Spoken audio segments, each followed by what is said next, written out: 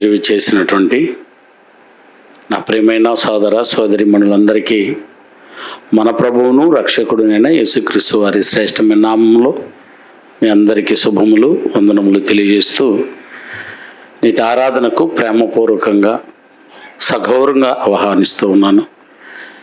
ఇంతటి ఉన్నతమైనటువంటి భాగ్యమును ప్రతి దినమును మనచే మహింపరచబడుతూ ఇలా మన సంఘంలో ఆరాధించబడుతున్నటువంటి మనల్ని కన్న తండ్రి అయిన దేవునికి అదే సంఘంలో క్రీస్తు ద్వారా కృతజ్ఞతాస్తుతులు చెల్లిస్తూ ఉన్నాను. తండ్రిని మనసారా ఆరాధించడానికి వచ్చిన ప్రతి ఒక్కరము 5 భాగాలతో తండ్రిని ఆరాధించబద్దులమై ఉన్నాము. అందులో మొదటిది పాటలు, చక్కటి 2 పాటలు పాడి దేవుని మహింపరిచారు. రెండవది ప్రార్థన, అపూర్వమైన ప్రార్థనతో దేవుని వినవించారు. మూడవది అపోస్తులుల బోధ. ఈ అపోస్తుల బోధలో 4 కార్యక్రమాలు నిర్వహించుకుని పోవడానికి వచ్చాము. ఈ అపోస్తల బోధ దేవాది దేవుని నుంచి వచ్చినది. అందులో ఒకటి ఉపదేశిస్తుంది మనల్ని. ఏది నీకు కావలసినో దాన్ని ఉపదేశంను చేస్తుంది కనుక మీరు ఉపదేశం పొందండి, నెంబర్ 1. రెండవది మీ తప్పును దిద్దుతుంది. ఇది నన్ను ఎందుకు ఇలా మాట్లాడుతుంది, నన్నేనా ఇలా మాట్లాడేది అని ఒకవేళ నీకు అనిపిస్తుందంటే నువ్వు మారమని దాని అర్థం. నీ తప్పును దిద్దుకోవడానికి అపోస్తుల బోధ నీకు అందించబడుతుంది. నెంబర్ 3, మూడవది ఖండించుటకు. మనం చేస్తే తప్పు ఏదైనా ఉంటే ఈ ఒక్క ఆదివారం వచ్చి వెళ్ళిపోయే వాళ్ళం కాదు. మనము మరలా దేవుని సన్నిధానానికి రావాలి. అలాంటి తప్పిదములు ఏదైతే ఉంటే దానిని ఖండించుకొని విడిచిపెట్టే ప్రయత్నం చేయండి. ఇక 4వది, దానికి మించిపోతే ఏం చేయమన్నాడు? నీతి యందు శిక్ష కూడా విధించమన్నాడు. నీతి శిక్ష ఎలాంటిదో బస్ మీకు తెలియకపోవచ్చు. పాఠం వచ్చినప్పుడు దాన్ని వివరంగా చెప్పడానికి ప్రయత్నిస్తాం.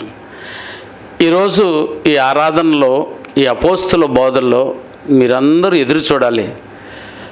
నాకు ఉపదేశం వస్తూ ఉందా, నా తప్పును దిద్దుతూ ఉందా, నన్ను ఖండిస్తూ ఉందా, ఒకవేళ నీతి యందు శిక్ష కూడా విధిస్తుందా అని. ఈ బోధల్లో మీరు రిసీవ్ చేసుకొని మీరు వెళితే మరో ఆరాధన మీకు అపూర్వమైనటువంటి అవకాశాన్ని కల్పిస్తుంది. దీన్ని తృణీకరించారంటే ఇక బోధ మీతో మాట్లాడదు. అది గమనించండి. పరిశుద్ధాత్మను మనలో ఉన్నంత వరకు అతన్ని దుఃఖపెట్టకుండా అతను చెప్పే కార్యక్రమాలు లేదా అతను చెప్పేటటువంటి మాటలకు మనం లోబడుతూ ఉన్నప్పుడు పరిశుద్ధాత్మ మనలో ఎల్లప్పుడూ నివసించి మనల్ని వ్యక్తిత్వ నిర్మాణంలోకి నడిపిస్తాడు. ఆయనే దుఃఖపెడితే ఆహారిపోతాడు, అంటే మనల నుంచి ఏమైపోతాడు? దూరం అయిపోతాడు. శాశ్వతము నిత్య నరకాగ్నికి వెళ్ళిపోయే ప్రమాదం ఉంది నా ఆత్మ. అందుకని ఈ బోధలో, అపోస్తుల బోధలో ఎంతో అద్భుతమైనటువంటి ఉపదేశాలు ఉపదేశించుకుంటూ ఉన్నాం. ప్రార్థన చేయకపోవడం పాపమా? ప్రార్థన అంటే ఏంటో, ప్రార్థన ఎవరి ద్వారా చేయాలో, ప్రార్థన ఎందుకు చేయాలో, ప్రార్థన ఎవరెవరి కొరకు చేయాలో, ప్రార్థన చేస్తే ఆయన వినాలంటే నేనేమి చేయాలో, అదేనైనా ఆ పాఠాన్ని మనం ఆలోచిస్తున్నాం. నా ప్రార్థన విని దేవుడు నాకు ఎందుకు ప్రత్యుత్తరం ఇవ్వటం లేదు అని అంటే, ప్రార్థనలో ఎక్కడ లోపం ఉందా అంటే కంటత కూడా లేదా రాసుకొని వచ్చి కూడా చదివచ్చు. అది కాదు మ్యాటరు. నీ ప్రార్థన ఆయన విని మనకేమి ఇవ్వాలి? ప్రత్యుత్తరం ఇవ్వాలి. ప్రత్యుత్తరం ఇవ్వకపోవడం గల కారణాలు ఏంటంటే ప్రార్థన చేసే వ్యక్తికి ఉన్నటువంటి క్వాలిటీస్, అర్హతలు అవి లేకపోతే నువ్వు ఎన్నేళ్ళు ప్రార్థన చేస్తూనే ఉంటావు, దానికి ప్రతిఫలము దొరకదు. సో ఆ ప్రతిఫలం దొరకాలంటే ప్రార్థన చేయడానికి కావలసిన అర్హతలు ఏదయ్యా అని అంటే, నెంబర్ 1 ఏదటినైనా విశ్వాసం లేకుండా ఏం చేయకూడదు? ప్రార్థన చేయకూడదు. ఖచ్చితంగా ప్రతి ఒక్కరికి ఏం ఉండాలి? విశ్వాసం ఉండాలి. నెంబర్ 2, వేషధారణతో మీరు నటించాల్సినంత అవసరము లేదు. మూడవది, గర్వించి ప్రార్థన చేయకూడదు, గర్వంతో ప్రార్థన చేయకూడదు. ఇక 4వది, అసలు దేవునికి ఇవ్వకుండా దేవుని డబ్బును దొంగిలించి మీరు ప్రార్థన చేస్తే ఆ ప్రార్థన దేవుడు వినడం. ఇక 5వది, మీ ప్రార్థనకు అభ్యంతరము కలగకుండా భార్యాభర్తల మధ్య జ్ఞానముతో కాపురం ఉండాలి. ఇక 6వది, ఇతరుల అపరాధములను క్షమించకుండా నువ్వు ప్రార్థన చేస్తే ఆ ప్రార్థన దేవుడు వినడు. ఇంతవరకు మీరు విన్నారు, ఓకేనేనా? ఇప్పుడు వినవలసింది అందులో ఉన్న భాగంలో 7వ భాగం. మీ ప్రార్థన దేవుడు వినకపోవడానికి లేదా మీ ప్రార్థనకు ప్రత్యుత్తరం ఇవ్వకపోవడానికి గల కారణం ఏది అని అంటే అది నేటి అంశంగా మీ ముందుకు తీసుకొచ్చాము. ఆల్రెడీ వాట్సాప్లో, ఫేస్బుక్లో ఆల్రెడీ ఆ టైటిల్ పెట్టాను. అవసరములో ఉన్న వారిని ఆదుకోలేని ప్రార్థన దేవునికి అనుకూలమా? అది వింటాడా? నా ప్రార్థన వినాలి అని అంటే అవసరములో ఉన్న వారికి నువ్వు ఆదుకుని ఆ తర్వాత చేంజ్ చేయాలంటేనా ప్రార్థన చేయాలి. ప్రార్థన చేసేసి నీవుడు వినేసి నాకు ప్రత్యుత్తరం ఇచ్చేస్తాడనంటే అది అబద్ధం. అందుకే మదర్ తెరీసా ఏమండి ఇంతంత బంగారు అక్షరాలతో పలికే విధంగా చెప్పేసిపోయింది, ప్రార్థించే పెదవుల కన్నా సహాయం చేసే చేతులు మిన్నా అని. అంటే ఆమె చెప్పింది మిమ్మల్ని ప్రార్థించవద్దని కాదు, సహాయము చేసి ప్రార్థన చేస్తేనే అది అర్హత, దానికి ప్రత్యుత్తరం వస్తుంది అన్నది పాఠంలో ఉన్న ముఖ్య ఉద్దేశం. సేమ్ అదేనండి. ప్రార్థించే పెదవులు కాదండి ఇక్కడ కావాల్సిందే, ఏమండి సహాయం చేసే చేతులు కావాలి. దేవాది దేవుడు ఏది కోరుకుంటానంటే నువ్వు వచ్చే కంఠపదంగా కంఠతముతో చెప్పేసే ప్రార్థన దేవుడు వినడం.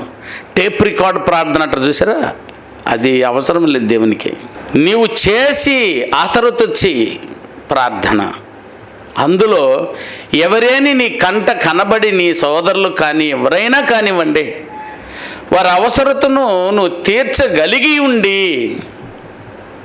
నువ్వు తీర్చకుండా వచ్చి నువ్వు ప్రార్థన చేస్తే ఆ ప్రార్థన దేవుడు వినడం. ఇది మనకు చాలా దూరంలో ఉన్నట్టు కనిపిస్తుంది. ఎప్పటికోలే మనకి గాదిలి ఇది అనుకున్నట్టు బతుకుతుంటాం ప్రియులారా. మరి నువ్వు ప్రార్థన చేసి నీ ప్రార్థనకు ప్రత్యుత్తరం కావాలి కదయ్యా, విని నిన్ను ఆదుకోవాలి కదా. బహుశా నీకు ఇప్పుడు అవసరం లేకపోవచ్చేమో ప్రార్థన అవసరత.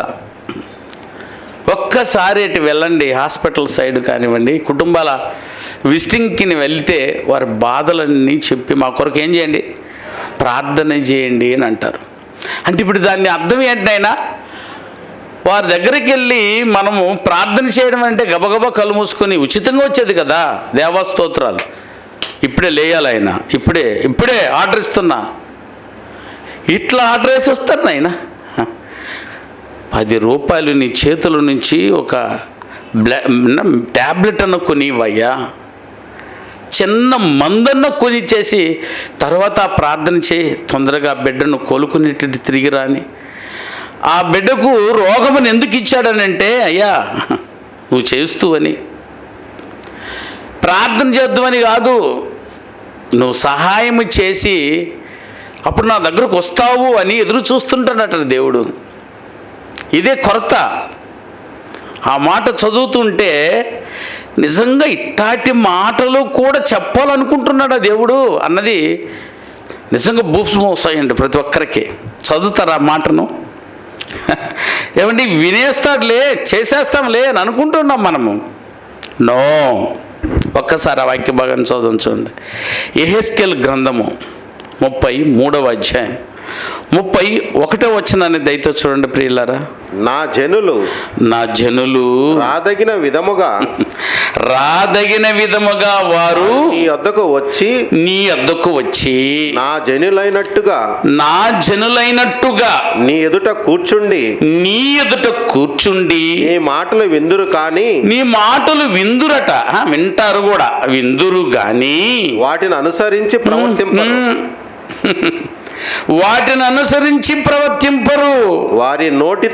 వారి నోటితో ఎంతో ప్రేమ కనపరచుదురుగా, వారి నోటితో అమ్మో పట్టె కారిపోద్ది నాయన. చూసారా, మాటల్లో ఏమంటున్నాడు? ఎంతో ప్రేమను కనపరుచుదురు గాని వారి హృదయము లాభమును అపేక్షించుచున్నది. లాభమనే అపేక్షించుచున్నది. చూసారా? ఇట్లాంటి ప్రార్థన దేవుడు వింటాడు. ఆయన రావలసిన విధముగా వారు రాలా.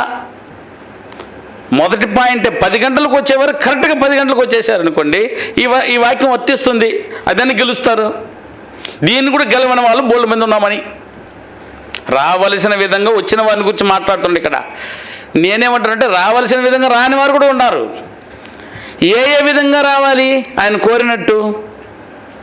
ఏమ్మా ఎక్కడికి వస్తున్నామ్మా? మందిరానికి వస్తున్న మనమందరము ఇప్పుడు ఏం చేయాలా? 2వ భాగంలో ఆరాధనలో ఎన్ని భాగాలు? 5 భాగాలు. ఒకటి ఏది? పాటలు, అది అయిపోయిన కూర్చోర్లు కొంతమంది. రెండోది ఏదైనా ప్రార్థన. ఆ ప్రార్థన చేయాలంటే, ఆ ప్రార్థన విని ప్రత్యుత్తరం ఇవ్వాలంటే చేయవలసిన విధంగా చేసుకొని మీరు రావాలి. అందులో ఏది చేసుకొని రావాలి? ఇప్పుడు పాఠం ప్రకారం ఇతరులు అవసరతలో ఉన్నవారికి నువ్వు కొంతైనా స్పందించి, నువ్వు చేసి రాకుండా వచ్చేసి ఉన్నావు అనుకో, అది అంటున్నాడు దాని అర్థం. ఒకవేళ చేసి వచ్చేసి ఉంటే సూపరు. మీరు నేనెవరిని దాన్ని కాదనడానికి? సరే, నా జనులు రాదగిన విధముగా వారు నా యొద్దకు వచ్చి నా జనులైనట్టుగా నీ ఎదుట కూర్చుండి నీ మాటలు విందురు గాని వాటిని అనుసరించి ప్రవర్తింపరు. వారి నోటితో ఎంతో ప్రేమను కనపరచుదురు కానీ వారి హృదయము లాభమునే అపేక్షించుచున్నది. అంటే ఈ ఇటాటి నియమాలతో ఇటాటి పనులు చేసుకొని వచ్చిన వారు ప్రార్థన చేసేస్తే ప్రత్యుత్తరం ఎట్టొస్తుంది నాయన? అందుకే చెప్తూ ఉన్నాడు, ప్రార్థనకు నాకు ప్రతిఫలం రాలేదని బోల్డ్ మంది విలపిస్తూ ఉన్నారు. ఇట్లాంటి ప్రార్థన వినడు కూడా.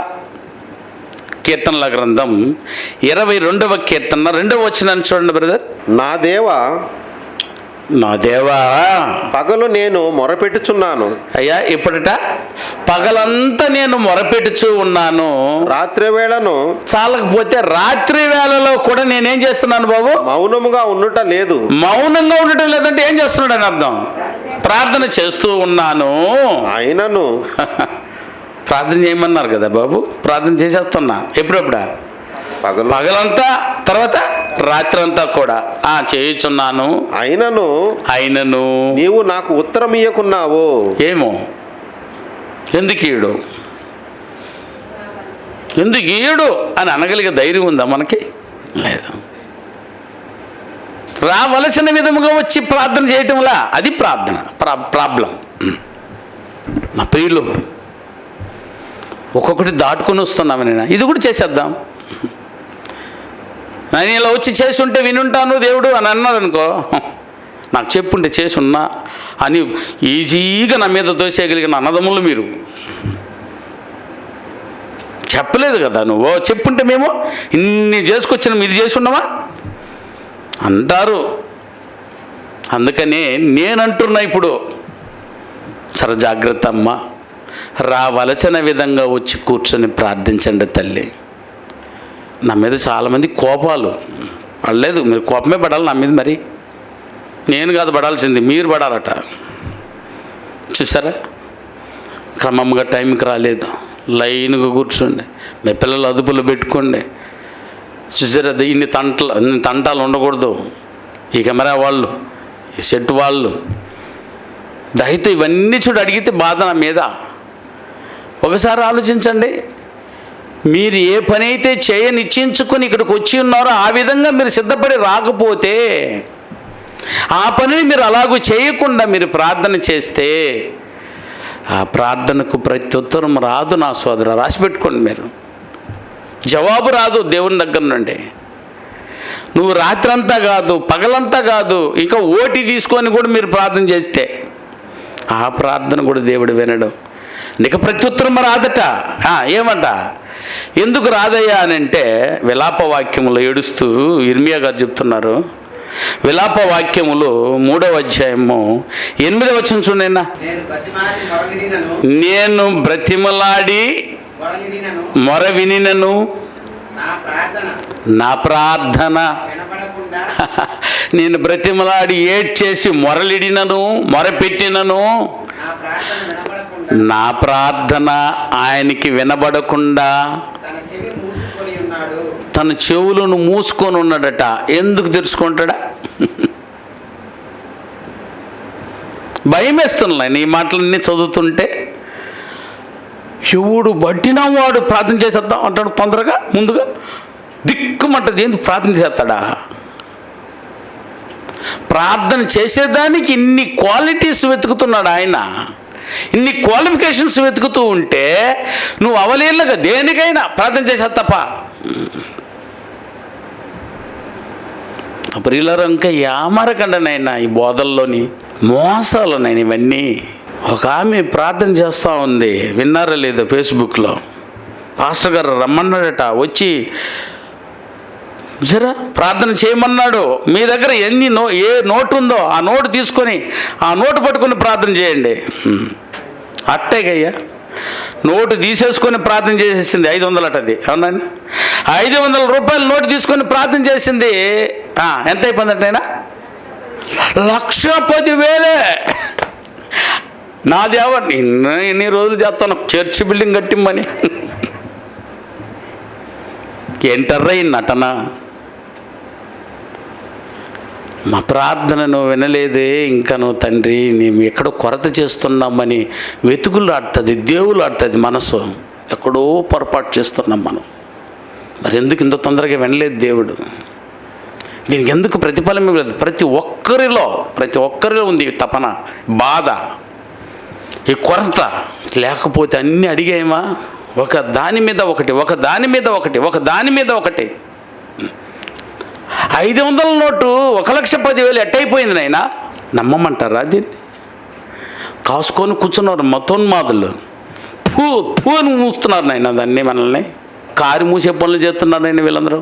దేవాది దేవుని అవమానపరుస్తూ ప్రతి దానికి ప్రార్థన చేయడమే సత్యం, నిజం. రియలీ అలా రావాలి దేవుని సన్నిధికి. మీరు వచ్చి దేవుని సన్నిధిలో ప్రార్థన చేస్తారని ఆయన ఎదురు చూస్తున్నాడట. చూస్తాం, ఆ మాట కూడా చూద్దామా ఎంత బాగుంటుందో. ప్రార్థన చేయకూడదని నేను అంటాం లేదు, ఆయన ప్రార్థన చేయడానికి ఆయన ఎన్నో అవకాశాలు ఇచ్చి అర్హతలు ఇచ్చాడు కూడా.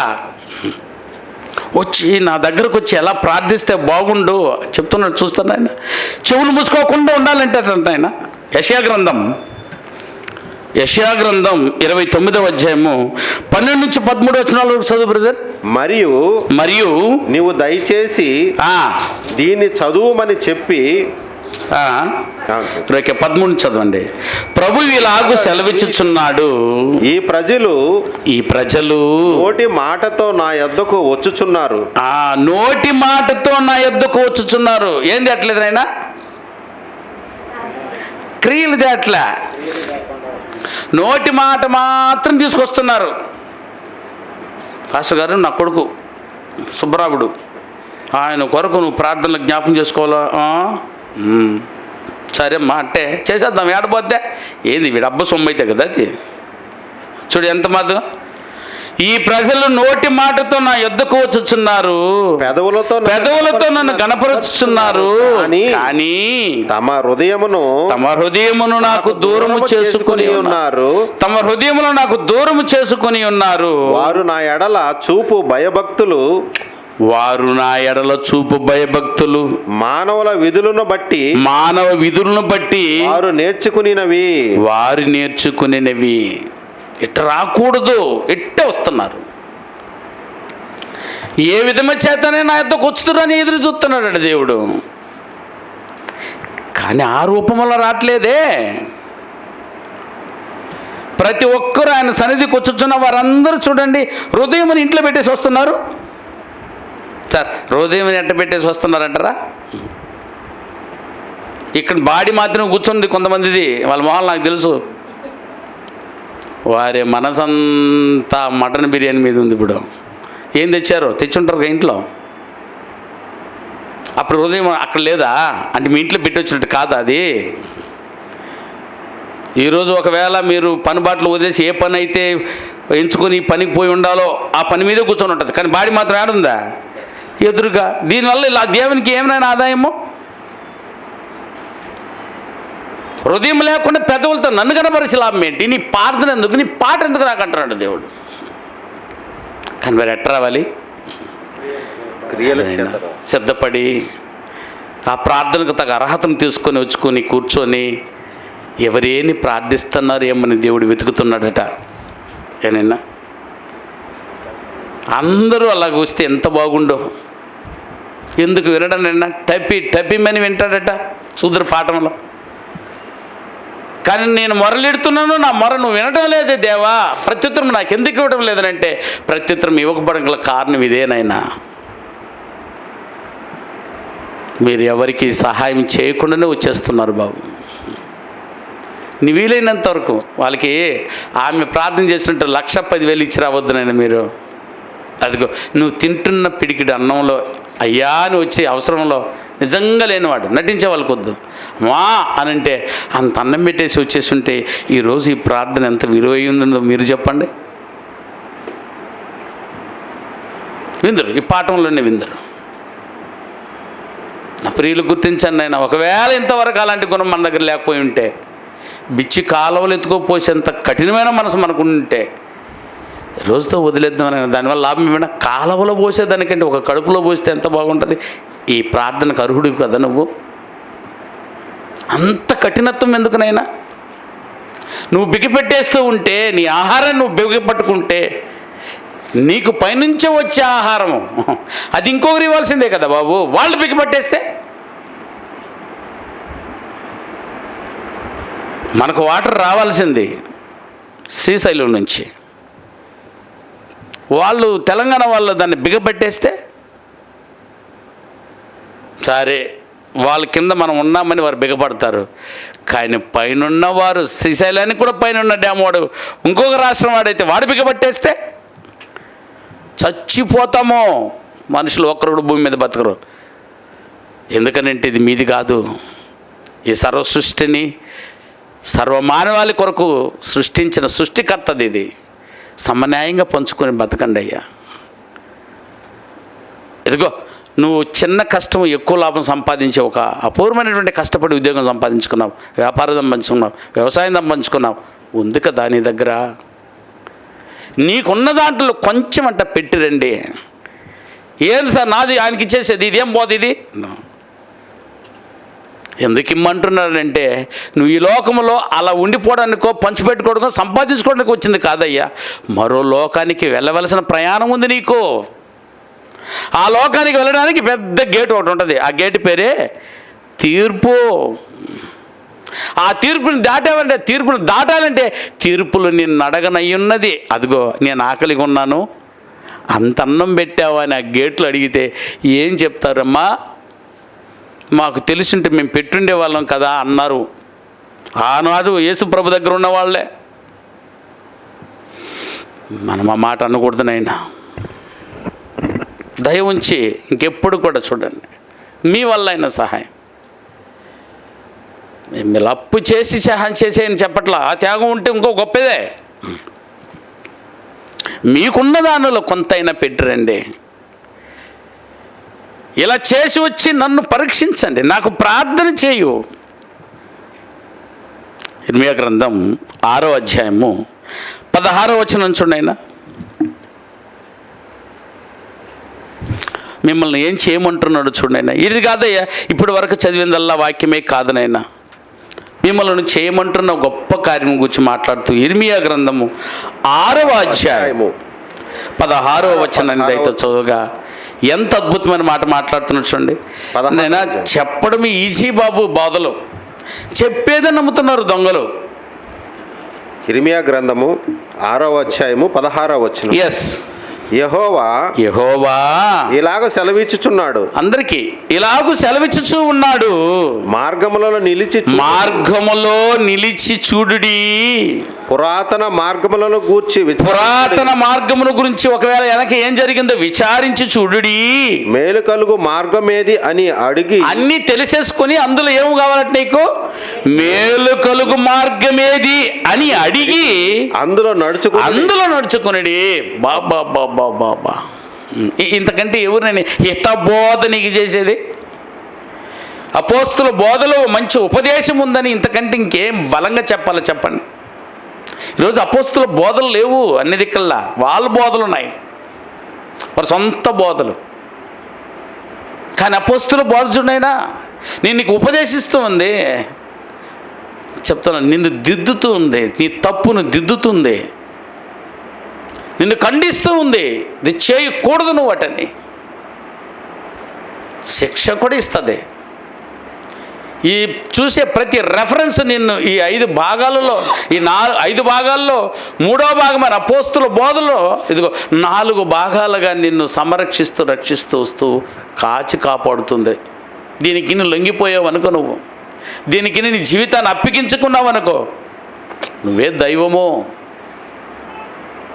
ఒకవేళ ఇప్పటి వరకు నువ్వు ఉండకపోతే అంట విచారించుకోపోయి, ఏం సార్ చర్చికి పోకపోతే ఏమి, ఆరాధనకు పోకపోతే ఏమి, ఆరాధనలో 5 భాగాలు కలవకపోతే ఏమి, ఆ 5 భాగాల్లో 3వ భాగమైన అపోస్తుల బోధలు నేను కలవకపోతే ఏమి, అపోస్తుల బోధలో ఉన్న కూడా 4 భాగాలు నేను వినకపోతే ఏమి, నిద్రపోయిపోతా, అసలు ఆయన కూర్చోను, నేను రాను అని నువ్వు ఒకవేళ మాట్లాడితే నిన్ను గురించి ఈ మాట చెప్తున్నాడు.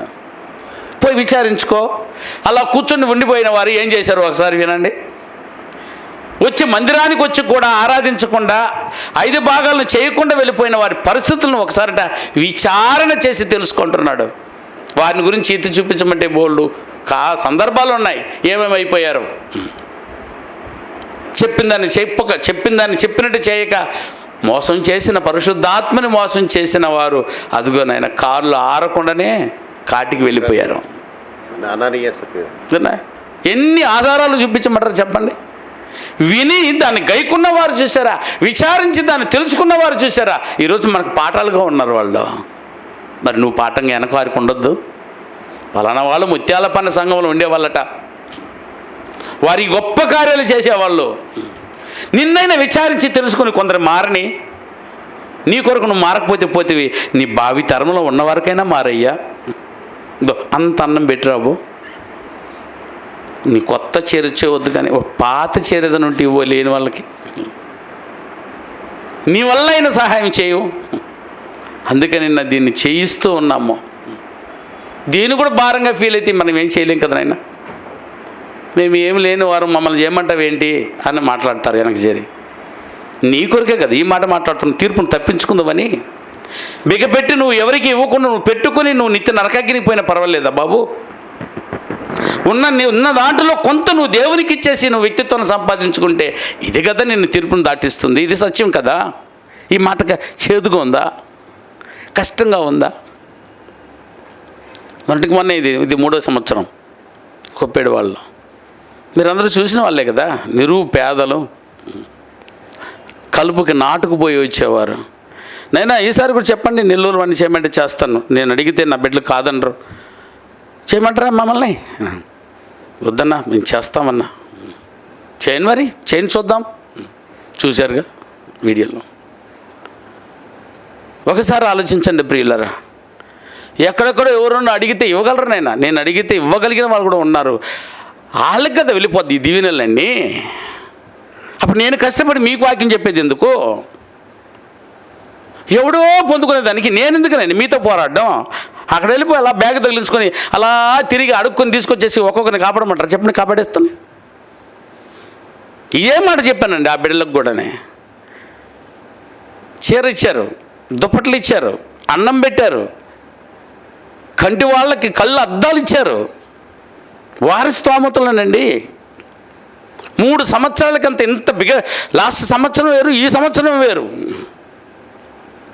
మీరు చేయండి అయినా ఈసారి ప్రార్థన, ఎంత బాగుంటుందో.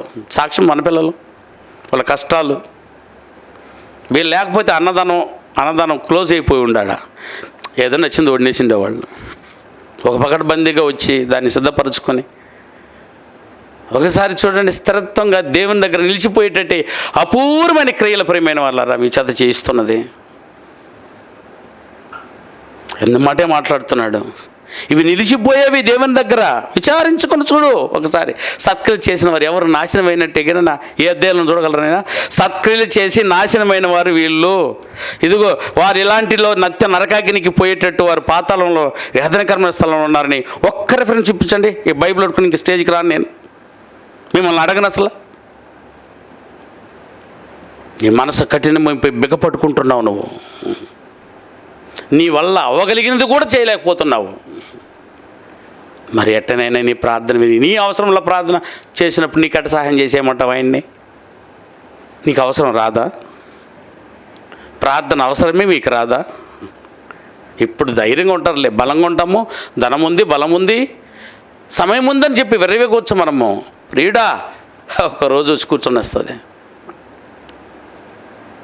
అప్పుడు ఎవరైనా ప్రార్థన చేయండి అని అడిగే ఒక అపారమైన దీనబగలిగిన స్థితితో నువ్వు మాట్లాడే రోజు వస్తుంది. అప్పుడు వాళ్ళు కూడా చేయాలంటే, వాళ్ళు కూడా బిగ్గపెట్టుకుని ఉంటే, వాళ్ళు చేసి నీ కొరకు చేసే ప్రార్థన అక్కడికి ఎందుకు పోద్ది? నీకెందుకు సహాయం చేస్తాడు దేవుడు? వద్దనైనా ఇవి మార్చుకోవడానికి నీ బోధ, ఇవి మార్చుకొని చేయడానికే కదా ఈ అపోస్తుల బోధ. నువ్వు అందుకు ఆరాధనకు వచ్చావు. ఆరాధనలు చెయ్యి ఓ అది అడగడానికి కాదు ఇక్కడికి వచ్చింది. ఏం కావాలి, ఏం కావాలి, ఏం కావాలి అనడానికి వచ్చావు. దీన్ని దిద్దడానికే మీకు 10-20 ఏళ్ళు పట్టింది. మీరు అడగడం కాదు, మీరు ఇవ్వడం అని. ఆరాధనలో దేవునికి మేలు కలగాలి తప్ప మనుషులకు మేలు కలగడానికి ఇక్కడ రాలేదు. నువ్వు ఇక్కడికి రావాల్సిన లేదు. భూమి మీదకి వచ్చినప్పుడు నీకేం కలిగిపోయిందా? శరీర సంబంధమైన ప్రతి మేలుని చేసేసాడా? నువ్వు అడిగితే చేస్తున్నాడా? ఆయనేం లోకం పెట్టలేదు నీకు. నీకు ఇవ్వాల్సిందల్లా ఇచ్చేశాడు. ఇప్పుడు నిన్నిమ్మని అంటున్నాడు. ఎందుకంటే నాలాంటి గుణం నీకు కావాలి అని అంటే నువ్వు ఇస్తేనే వస్తుంది. అక్కడ నువ్వు వస్తావు, లేకపోతే అక్కడికి రావు. అదిగో మరో లోకం ఉంది, తిరిగి రాని లోకం. నా ప్రియులు గుర్తించండి, మీ వల్ల అయినంత వరకు చేయించండి. నువ్వు కఠినమైపోతావు, నీ కుటుంబం కఠినమైపోతావు, మీ పిల్లలు కఠినమైపోతారు, మీ బంధువులు కఠినమైపోతారు, నీ స్నేహితులు కఠినమైపోతారు. యజఫార్ నిన్ను బట్టి నువ్వే ఈ గుణాన్ని కలిగి నేర్పిస్తూ ఉన్నావనంటే నువ్వు మారిపోతావు. నీ భార్య మారిపోద్ది, నీ కొడుకు మారిపోతాడు, నీ కోడలు మారిపోద్ది, మీ పిల్లలు మారిపోతారు, మీ తమ్ముళ్ళు మారిపోతారు, మీ అన్నదమ్ములు మారిపోతారు, మీ అప్పజల్లు మారిపోతారు. ఎందులో వీడు ఇట్ట ప్రవర్తిస్తున్నాడు? నువ్వు ఉన్నటువంటి గ్రామమే మారిపోద్ది, నువ్వు ఉన్న దేశమే మారిపోద్ది. ప్రార్థన చేసేస్తే మారిపోరు సార్. నువ్వు చేసి ప్రార్థన చేస్తే మారుతారు సార్. ఇది బైబిల్ నేర్పిస్తున్న సత్యం. నా ప్రార్థనకు ప్రత్యుత్తరం వల్ల, నా ప్రార్థనకు ప్రత్యుత్తరం వల్ల విలిపించిన వాడిని అడగమంటావా? కీర్తన గ్రంథం 1వ కీర్తన నుంచి 150 కీర్తనలు ఉన్నాయి. ఒకసారి వాళ్ళ విలాపన వినండి మీరు. అందులో చేసిందని కొంతమంది, చేయలేదని కొంతమంది, నా బాధ వినలేదనేటువంటి ఏడ్చేస్తాడు దావీదు అప్పుడప్పుడు. దానికి కారణమే ఏదైనా అంటే క్వాలిఫికేషన్స్. అదిగో సాటి వారికి సహాయం చేయకుండా వచ్చి చేసే ప్రార్థన విఫలమైనది. అందుకని మాట్లాడుతున్నాడు. యెహోవా ఎలాగూ సెలవిస్తున్నాడు, మార్గములు నిలిచి చూడుమో, పురాతనమైన వాటి గురించి విచారించుడి, మేలు కలుగు మార్గమేదో అని అడిగి అందులో నడుచుకుని అప్పుడు మీకు నెమ్మది కలుగును. అయితే వారు అప్పుడు మీకు నెమ్మది కలుగును.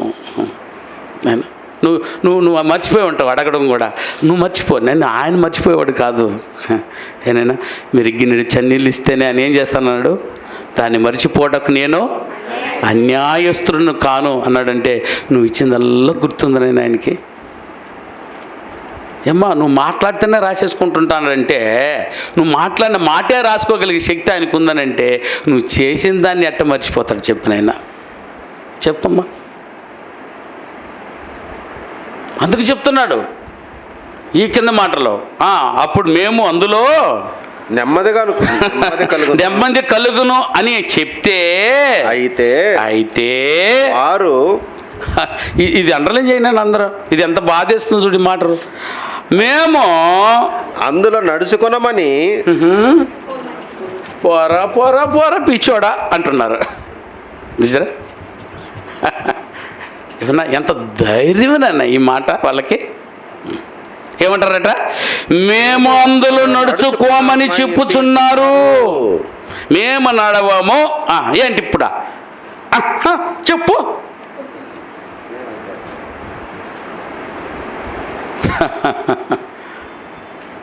ఆయన కూడా ఒకరోజు చెప్తాడట, ఏమని? తుఫాను వలె అపాయము నీ మీదకు వచ్చినప్పుడు నీకంటే పెద్దది ఎలాగండి నవ్వగలను అన్నాడు. వద్దు ప్రియులరా, ఆయనతో మనం ఏంటి నేను ఢీకునేది? మన బతుకెంత, మనమెంతనైనా ఆయన సృష్టిస్తే సృష్టించబడిన వారము, ఆయన ఇస్తే బతుకుతున్న వారము.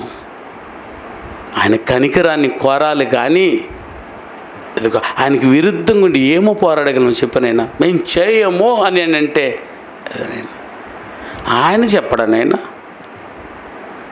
ఒకవేళ ఈ వాక్యం మనకు స్పష్టంగా అర్థం కాకపోవచ్చు, నీ బ్రతుకు తెరువులు అది స్పష్టంగా కనబడతాయి. అయ్యో ఇది నాకు కలిసి రాలా, అయ్యో ఇది నాకు రాలా, అయ్యో ఇది పోయింది, అయ్యో నేను బాధపడుతున్నా, అయ్యో నా మాట వినలా. వీటికి గల కారణాలు అండర్లైన్. యెషయా గ్రంథం ఇర్మియా గ్రంథం 6వ అధ్యాయము 16వ వచనం. మనం ఎక్కడో గర్విపడి ఉంటాం నాయన అని, ఎక్కడో పెడచెవినే పెట్టుంటాం ఈ మాటని. విచారించి తెలుసుకున్న తర్వాత, నేననేది విచారించి తెలుసుకున్న తర్వాత ఈ తప్పు చేయకూడదు. విచారించి తెలుసుకున్న తర్వాత ఇంకా మొమ్మనుగా నువ్వు చేసి ఉండాలి. అప్పుడు వచ్చి చేయనన్న ప్రార్థన. ఈ ప్రార్థన నువ్వు చేయకమునిపే ఆయన చెవును వంచగలడట, ఉంచి వినగలడట. అందుకని నువ్వు వద్దు నేను ఇవ్వనంటే 17వ వచనం ఏమంటాడు ఆయన? మిమ్మను కాపు కాయుటకు మిమ్మల్ని ఉదయము రాత్రి పడకుండా దేవదూతల చేతిని పెట్టి చుట్టూ మిమ్మల్ని కాపాడుటకు నేను కావలి వారిని ఉంచి ఉన్నాను. అన్నాయినా ఈయనకే నేను ఎంత బాధ? కావలి తీసేస్తా అన్నాడా? అయిపోయాం మనం. ఫ్యాన్ చంపేస్తుంది నిన్ను, శ్వాస చంపేస్తుంది నిన్ను, నువ్వు తినే అన్నం చంపేస్తుంది నిన్ను. చదువు బ్రదర్. మిమ్మల్ని కాపు కాయుటకు నేను కావలి వారిని నియమించి ఉంచి ఉన్నాను, ఆలకించుడి. వారు చేయు బోరధ్వని వినబడుచు ఉన్నది. అయితే మేము వినమని వారు అనుచు ఉన్నారు. అన్ని జనులారా వినుడి. సంఘమా వారికి జరిగిన దానిని తెలుసుకొనుము. సంఘమా, ముత్యాలపాలెంలో సంఘం ఉంటుందని ఆయనకి అప్పుడే తెలుసా? నేను ఇర్మియా గారికే రాసేసి ఉన్నాడు ఆయన. ముత్యాలపాలెంలో ఈరోజు డేటు 9వ తారీఖున 3వ నెల 2025లో ఇవి చదువుకుంటారా? చదువుకొని మీకే ఇది సంగమా చదువుకుంటారు నాయన. ఇంటికి వెళ్ళి మాట ఇచ్చిగిన బైబిల్ తెప్పలేదో ఆడ మీరు, ఆయన చదువుతాడు, నేను ఎందుకు అంటాను? జాగ్రత్త అండి. మనం ఇక్కడికి వచ్చింది మెలకులు నేర్చుకోపోవడానికి. తప్పు అందరం చేస్తున్నాం. నేను ఈ చని పొరపాట్లను మనం తెలిసి చేసేస్తూ ఉన్నాము. నీకు తెలిసిందా తల్లి? ఇప్పుడు వదిలేమ్మా. నిన్ను గడ్డం పట్టుకుంటుంది. ఎందుకంటే ఇలాంటివి చేయకు అని చెప్పడం కోసమే. నువ్వు మందిరానికి వచ్చింది ఇలాంటివి చేయకు అన్న దాన్ని నేర్చుకుని పోవడానికి. ఇది ఆడ వినేస్తారో, వీడు ఏం చేసేస్తాడో, సంఘానికి రానీయుడు వాడు, వచ్చిన విననీయుడు, కొంతమందిని వచ్చి విని వెళుతున్న వారిని కూడా చేయనీయుడు. ఎన్నో ఆటంకాలు బాబు. వాటన్నిటిని తట్టుకుని దేశం గెలిచేది ఎప్పుడైనా మనము ఎట్టే ఓడిపోతూనే ఉందమ్మా. కొంతమంది చర్చికి రాకుండా ఓడిపోయారు, కొంతమంది ఇక్కడికి వచ్చి ఓడిపోతున్నారు నిద్రలో, కొంతమంది విని కూడా ఏం చేయట్లేదు, వింటున్నారు పాపం, విని కూడా అది ఏమంటలేదు. ఎక్కటంలా ఇదంతా కూడా తట్టుకొని ఏదో 2, 3, 4 ఇలా కూర్చొని 100 మంది వినేసి వెళ్ళిపోండి ఆయన. 3 ఫ్లోర్లు కూర్చున్న వారందరూ ఎక్కిచ్చేసాను నేను ఈ మాటలనే. ఈ వారం మళ్ళీ మీరు చేయడానికి బాగుంటుంది. వారం హోంవర్క్ లాగిస్తున్నాను. ఇది చేసుకుని రండి, ఇది చేసుకోరండి, వినేసి రండి అని నన్ను అంటలేదే. అది ఎప్పుడో పోయింది. అది ఏదైనా బాప్తిజానికి ముందు పోయింది ఆ పాఠాలన్నీ. మీరు చేసుకోరండి, నీ ప్రార్థన దేవుడు వినాలి, మీకు ప్రత్యుత్తరం ఇవ్వాలి అని అంటే అదుకనైనా మీరు చెయ్యి. వీలైనంత వరకు మీరు విని కన్ఫామ్ అయిపోతే దయచేసి మానుకోబాకండి. కన్ఫామ్ అయికున్నందు ఉంది నాకు, నేను ఇంకా నమ్మకుండా ఉన్నాను అని ఒక సాకు చెప్పుకొని ఉండు. ఈ వాక్యంతో ఆ సాకు చెప్పేదాన్ని కూడా మీకు లేదు. అందుకని మీ ప్రార్థన సఫలం అవ్వాలని అంటే ఏం చేయాలట బ్రదర్? అవసరం ఉన్న వారిని ఆదుకునే ప్రార్థన. ఒక ప్రార్థన మంచి చేసి వచ్చి నువ్వు ప్రార్థన చేయి. చేస్తే ఏం జరుగుతుంది సార్? ఏం జరుగుతుందో వివరిస్తాడు, ఏం జరగదో వివరిస్తాడు యెషయా గ్రంథకర్త. మన సోదరుడు చదివి వినిపించే 58వ అధ్యాయము చూడండి, ఎంత అద్భుతంగా ఉందో మాటలు. అందరూ బైబిల్ తీయండి. ఆయన యెషయా గ్రంథం దగ్గర మనసు పెట్టుకుని వినండి. ఇందులో నా తప్పు ఏమైనా దొరుకుతుందేమో, నా తప్పులు ఉన్నాయేమో. నా తప్పు కూడా ఉండొచ్చు, మీ తప్పు కూడా ఉండొచ్చు. ఇది చెప్పకపోయి ఉన్నా అది నా తప్పే, ఇది చెప్పి మీరు వినకపోయినా మీ తప్పే. అందుకని జాగ్రత్త వహించండి. ఇప్పుడు ఆయన ఏమో మాట్లాడుతున్నాడు చూద్దాము. నేను ప్రార్థన వినాలంటే మీరు ఏం చేసి రావాలో చెప్తున్నాడు చూడండి. ఆయన ఎలా అంటే బ్రదర్, చదువు బ్రదర్. యెషయా గ్రంథము 58వ అధ్యాయము 7వ వచనం నుండి ఓకే 12వ వచనం వరకు చదువు బ్రదర్. మీ ఆహారము ఆకలి కొనిన వారికి పెట్టుటయు. ఇదేందైనా పాఠము? నన్ను ఇక్కడ ఎందుకు వచ్చినాం బ్రదర్? అవసరం, మన పాఠం ఏదైనా అవసరంలో ఉన్న వారిని ఆదుకొని, అది అవునా? మనం దేవుని అడిగాము, ఆయన మన ప్రార్థన వినాలంటే ఇది చేసుకోరండి, ఇలా చేయండి అంటున్నాడు. అది చదువుతున్నాం. ఇప్పుడు చదువు బ్రదర్. నీ ఆహారము ఆకలి కొనేవానికి పెట్టుటయు, నీ రక్త సంబంధికి అవసరం వచ్చినప్పుడు ముఖము తప్పించుకున్నటయు, దిక్కుమాలిన బీదలను, వారెవరు దిక్కు లేదు మనకి, దిక్కుమాలిన బీదలను నీ ఇంట చేర్చుకున్నటయు, వస్త్రహీనుడు నీకు కనబడినప్పుడు, చినిగిపోయే ఏదో బట్ట లేకుండా ఉంటే, బీరు నిండా నీకు ఉంటే, నీకు కనబడినప్పుడు వానికి వస్త్రములు ఇచ్చుటయు. ఇదే కదా నాకు ఇష్టమైన ప్రార్థన.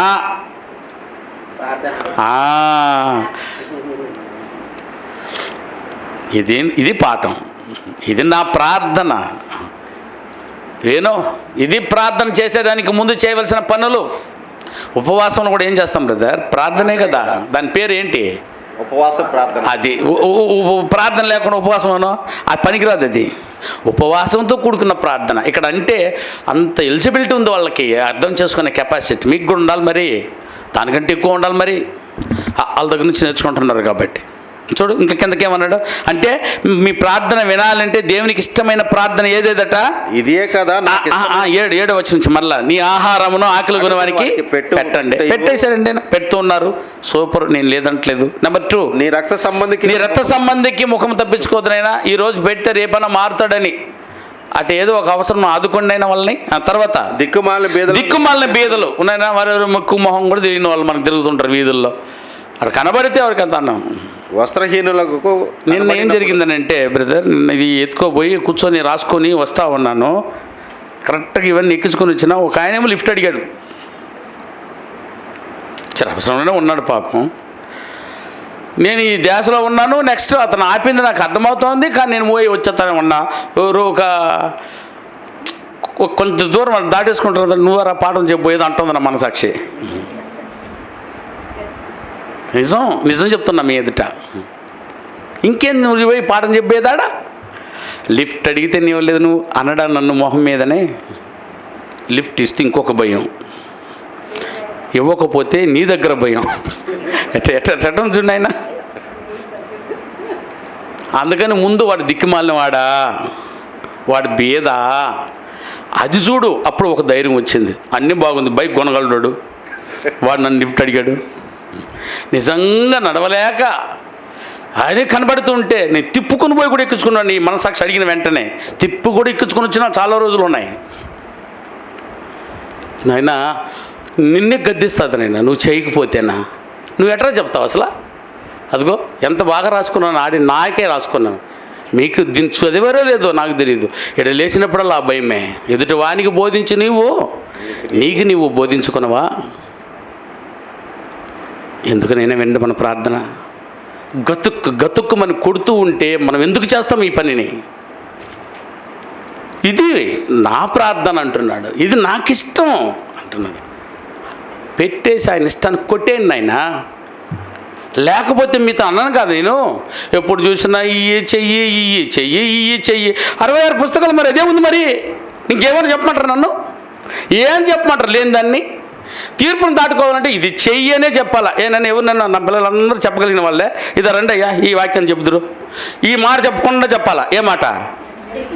ఇవ్వండి చెయ్యండి అనకుండా మాట్లాడండి. మీరు దయా మాట్లాడితే ఓకేనా, రవి బ్రదర్ మాట్లాడితే ఓకేనా, జయరాజ్ మాట్లాడితే ఓకేనా, వీళ్ళందరూ మాట్లాడితే ఓకే. నువ్వు మాత్రం ఏంటర్రా ఇంత కచ్చి నా మీద? ఎవరు చెప్పినా చెప్పాలి తల్లి, నేనేమో శాశ్వతం ఇక్కడ. ఎంతమంది వస్తారో దీని దగ్గరికి ఒకసారి ఆలోచించండి ప్రియులారా. నాకు ఇష్టమైంది చేయండి అయ్యా. చేయకపోతానట కింద బ్రదర్, చేయకపోతే ఏం చేస్తాడట? అలాగునా నువ్వు చేసిన ఎడల, అలాగూ చేసిన ఎడలా నీ వెలుగు ఎక్కువ చుక్కవలే ఉంచు. కాదు బ్రదర్, చాలా దూరం వెళ్ళిపోయావు.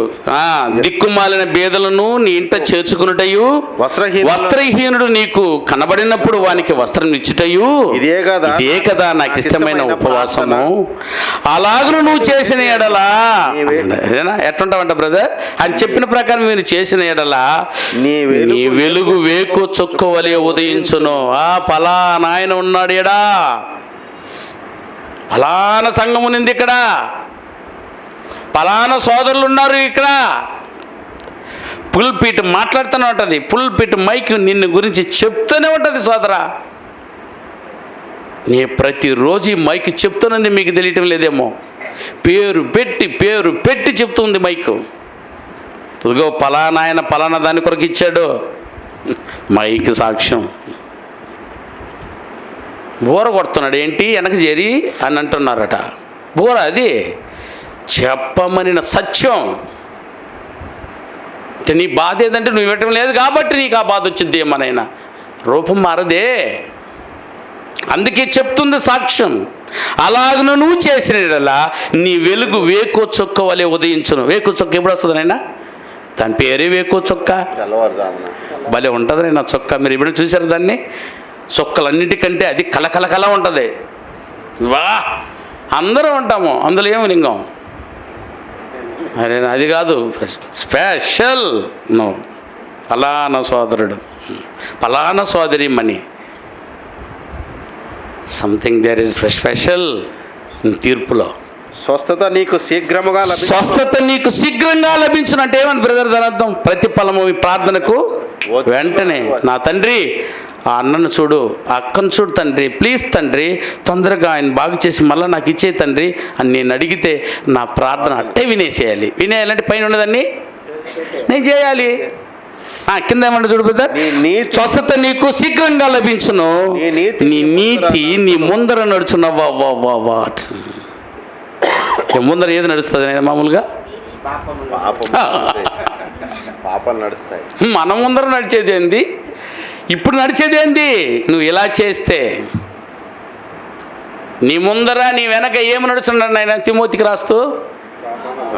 నీ పాపములు నీ ముందర నడుచుచున్నవి. ఇప్పుడు చెప్పినైనా ఇలాంటి పనులు చేస్తే నీ ముందర నడిచేది ఏదయ్యా?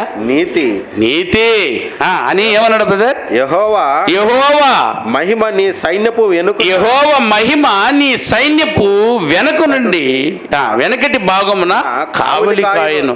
నీకెందుకయ్యా నీకు అపాయాలు జరుగుతుంది? ఆయన ఆయుధము వెనకని కూర్చొని నీ పక్క.